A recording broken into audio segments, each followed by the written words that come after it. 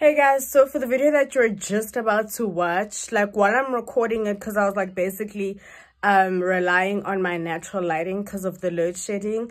When I watch the video now, it seems like as the video goes on, I start to look a bit darker because obviously the sun is setting and stuff like that, which is not something that I noticed when I was shooting because this phone, like everything still looked normal. So please, I really do apologize for that, and I'm trying my best to clean it up and to make it as bright as I possibly can, also to still keep it as natural as I possibly can. But yeah, my apologies guys, but do enjoy the video.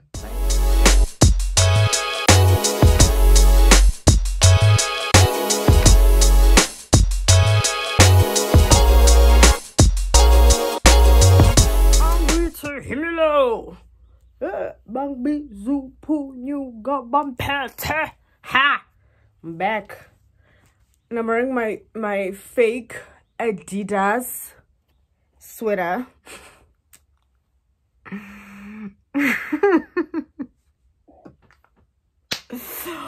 Ooh, I bought it from I was in Durban. Maybe like 10 years ago. I'm lying. How old am I? You know, these days I forget how old I am, but maybe, yeah, maybe 10. Happy I was in matric, what, 6-7 years ago? Probably 10. Guys, I bought it like, you know, those street vendors. They said it was an original. Probably like for 200 rand. Till I started to wash it. Oh, pew. Anyways. And Bella, Celeste, if you're out there, just come back. Like, if somebody has her, just please bring her back. I need to see everybody. I need to see everybody again. This house is not complete without anybody here. Please bring her back. Hey guys, welcome back to my YouTube channel. My name is Baki Sekhale and I am back with yet another crime vid. Does that sound cool? Video. I actually think like for the channel there should be like something I'll call you guys, like not like subbies, like something nice that has to do with like crime vibe. But we don't just do crime. I don't know guys, let me know in the comments. We should come up with like suggestions of like what we can call each other, you get me? But yeah, so guys, today we're covering the story of Chris Watts, who was born on the 16th of May in the year 1985 in North Carolina to parents Cindy and Ronnie Watts. Now, Chris was from Spring Lake. He grew up in a very good family, you know, with both his parents. He was known to be a very loving and a very good son. And in the year 2010, he met a woman by the name of Shanann. I'm sorry if I'm not saying that right. And they basically fell in love. They got married on the 3rd of November 2012, which is only 2 years later. So Chris was an oil field operator and Shanann basically worked from home. Now, Chris and Shanann were blessed with 2 beautiful girls who went by the name of Bella and Celeste.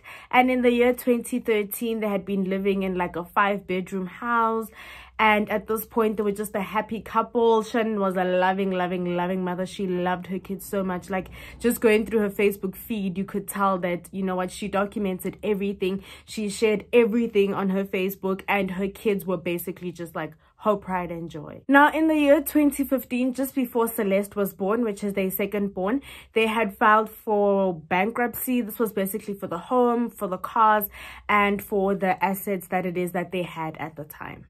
Now, things weren't really the best between Shanann and Chris's parents. Like, Chris's parents apparently felt like Shanann was very high maintenance. She loved, like, the lavish life. And I mean, at this point now, you can imagine they're filing for bankruptcy. So almost like a situation of, like, Shanann made Chris bite more than it is that he could chew. Like, just that type, like, that's just how they viewed her, just as someone who just loves the lavish life, loves things that they basically cannot afford. She was high maintenance. His parents didn't even attend their wedding. Like, that's just how much, like, they didn't like her. Now, in May of 2018, Shanann found out that she was having the 3rd child, which was a baby boy, and she was basically ecstatic. There's a video that was actually uploaded as well when, you know, Chris finds out about her pregnancy, and he seems like in the video he seems genuinely happy. He seems shocked at first, but he genuinely seems like happy, and you can just see she's over the moon. Like, she just is so excited for this new baby boy. Now, on the 13th of August in the year 2018, Shanann's friend, who goes by the name of Nicole Atkinson, could basically like not get a hold of her like throughout that whole morning. She had also missed her gynae appointment, and I think Nicole was Shanann's next door neighbor as well, and they worked for the same company. So like Nicole just felt like this was pretty strange, like for one, to not be able to reach Shanann the whole morning, and two, the fact that she missed her gynae appointment. Like, she was obviously very excited to have the kid, and she wanted for this to be a very, very, you know, successful pregnancy. So for her to miss her gynae appointment was definitely out of character. And so at this point, this is when Nicole can tell that something is wrong, and she's just like, no. Now, the night before, Nicole and Shanann had basically just came back from a business trip in Arizona for the company that it is that they worked for. And so now that was like the day before, so the 12th. So now we're on the 13th when Shanann is not answering her phone, right? So then Nicole decides at around 10 past 12 p.m., this is like in the afternoon, she decides that she's basically going to go to the house to find out what's going on. Upon Nicole arriving at the house, she found that Shannon's car was in the garage, and there was like, she kept knocking at the door, and at this point obviously there's no answer. This is when she decided to contact the police and also to contact Chris, because she's very worried, like maybe Shanann fainted in the house or something could have happened to her in the house, because her car's in the driveway but there's just no response at the door. Now, at this point, Chris basically arrives in the home and he lets everyone into the house. And upon them entering the house, they found that the house was empty. There was no sign of the kids. They found Shannon's keys. They found her medication, her phone, as well as her wedding ring. And it's at this point where Chris tells them that she'd actually mentioned something about going to see a friend with the kids later that day. So then at this point, they decide to then walk out, and one of their neighbors, who goes by the name of Nate, actually has a video camera, and like the way the video camera is positioned, you can basically see Chris and Shannon's driveway, so you can see what happens in the driveway. So then they decide that, okay, it might just be a good idea to look at the camera and to see like what exactly, like, was there any movement, or would they be able to spot when it is that Shanann and the kids had left the house. Now, that footage basically shows that at around 5:27 a.m., Chris basically like backs up into the garage and he's seen like loading things onto the car. And so then he's also seen loading gas tanks as well into the car.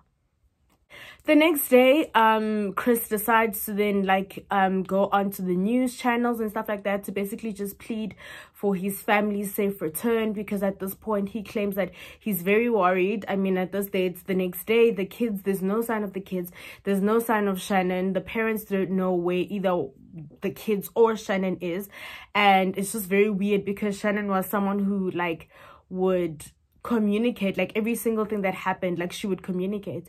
So obviously as time went on, the police then started an investigation, and upon the investigation, like, you know, upon the police investigating like the family, because they wanted to find out like the family dynamic, like could Shanann have run away, were they having marital problems? Remember, also they found her wedding ring in the house, so they were basically just trying to get a gist of like what their family life is like. Was there an argument? Maybe they had an argument, she left with the kids, you know, stuff like that. Maybe she needs fresh air. You never really know with these things. And so upon the police like investigating, they actually found out that Chris had been having an affair for weeks. Now, Chris was dating a woman by the name of Nicole, and it was basically Nicole that had admitted to the police that herself and Chris were having an affair, and that she's not of any knowledge that he was still sexually involved with his wife, because he had basically told her that they like were not even sleeping in the same bed and stuff like that. And then Nicole like fine, they started dating and whatever they were doing, because she was under the impression that they were just about to get a divorce and like they were not really on good terms, like things were not really good in the home. This is in accordance to what Nicole is saying. She was under the impression that like soon he was like getting a divorce from his wife. Now, it is at this point when the police bring Chris in for like to take a polygraph. And basically, guys, like Chris failed that polygraph like straight up. Like there was no, like they had actually said that at some point they felt like he was trying to manipulate the polygraph, but he failed it. Like he failed it, and it's at this point where they tell him to just be honest, because like, dude, you failed it, we know you failed it, so just be honest. So it is completely clear that you were not honest during the testing, and I think you already know that. I didn't lie to you on that polygraph, I promise. Chris, I know. Chris, stop. It's time. Just stop for a minute. Take a deep breath. There's a reason you feel sick to your stomach. We're not here to play games. We're not here to do any of that with you. We just want to know what happened. It's not even an option right now, because you did not pass the polygraph. So I know you were being deceptive. So I know you want to tell us. I can see it in your face. And then this is when Chris had asked to please speak to his dad. The police then got Chris's dad into the interview room, and this is when Chris just basically breaks down and he admits to having killed Shanann Watts, who is his wife.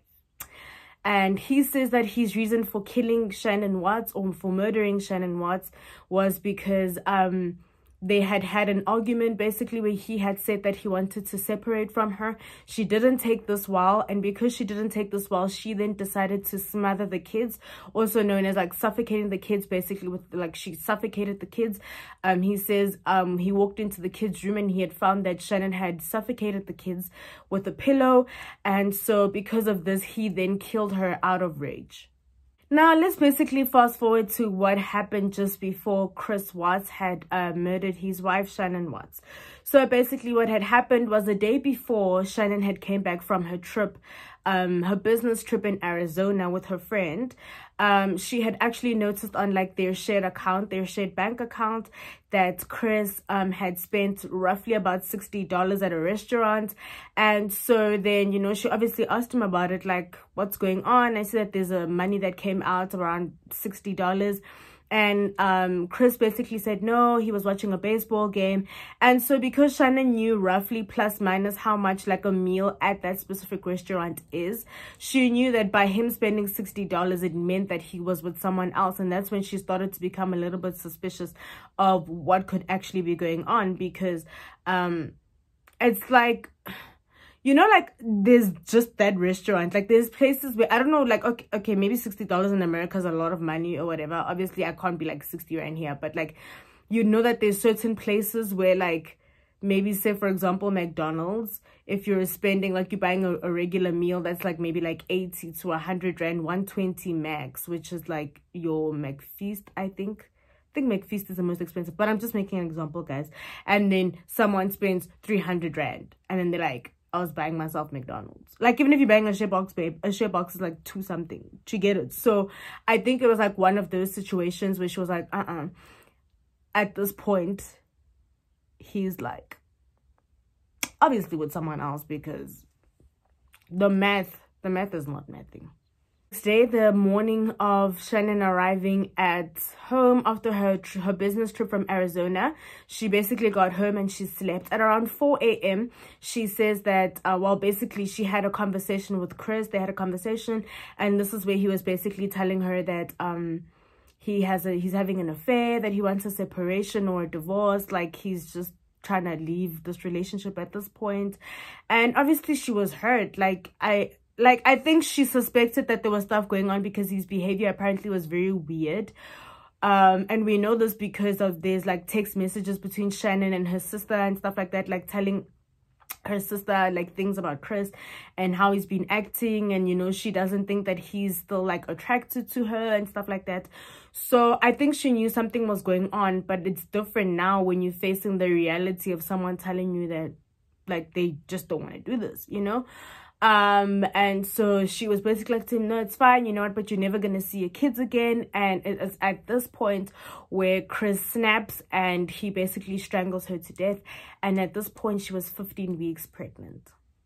Obviously probably there was like a bit of commotion. It is at this point where their first child, the firstborn girl, she basically like walks into the room and she asks like, what's wrong with mommy, like what's going on? And Chris just tells her that no man, mommy's sick, you know, that type of a vibe.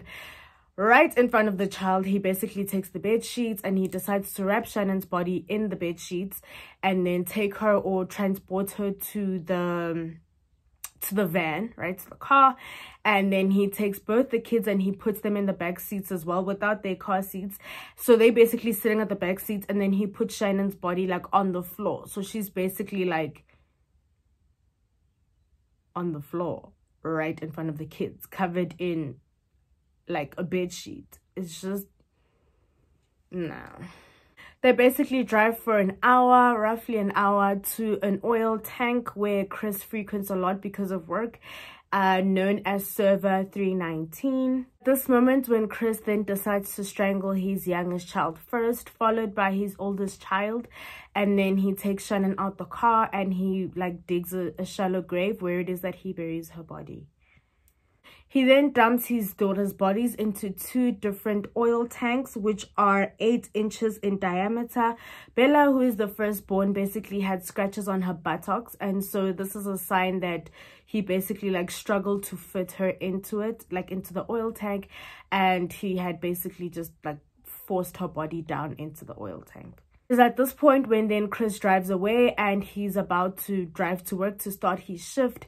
He then calls the kids' school and lets the kids' school know that he's taking them out of the school, that they won't be attending that school anymore. He also then starts to text a real estate agent to basically find out, you know, how much the house can go for. He basically like describes the house, how many bedrooms it has, and yeah, just basically trying to negotiate and to see how much it is that he could get out of the house. He then also texts his girlfriend, not new girlfriend. He then also texts his girlfriend and basically talking about their future, that like basically everything is done. And at this point, I don't think when he said done, like to her, maybe like registered that like he's murdered his family. Like, I think it was more of like we've separated officially or we've divorced officially. And so we can basically like start off our new lives. Now, fast forward to the day when it is that he has confessed to what it is that he's done. He then confesses, obviously, to the police as well, and he tells them where it is that they can find the bodies. Now, Chris was charged with 3 counts of first-degree murder, 3 counts of tampering with a deceased human body, 5 life sentences. They added 48 years to Shannan's unlawful termination of pregnancy. Now, Chris basically also admitted that he was basically like scared. That he was basically scared of having like the 3rd child. And he also did say like while he was in prison that he had been planning their deaths for quite some time. Now, Chris says that he's found a new religion and, you know, he goes to the library every day to work on his appeal. And he basically believes that in at least 25 years, he'll be let out of prison. This is such a crazy case for me. Like, it's just like how someone can just switch up basically and just like turn into something completely different. You guys can actually go and watch this as a documentary out on Netflix that's called The American Family Next Door. Just to get, you know, more of a feel. More things are obviously like detailed and stuff like that. But I do hope you guys enjoyed this video, guys. Don't forget to like, to comment, to share, to subscribe. Don't forget to like, to comment, to share, to subscribe. See you next time, guys. Bye. Hey guys, welcome back to my YouTube channel. My name is Bakisegale and I am back with yet another crime story. Like, it's just like something got injected into my veins and now I'm just like, crime story, need to record that. So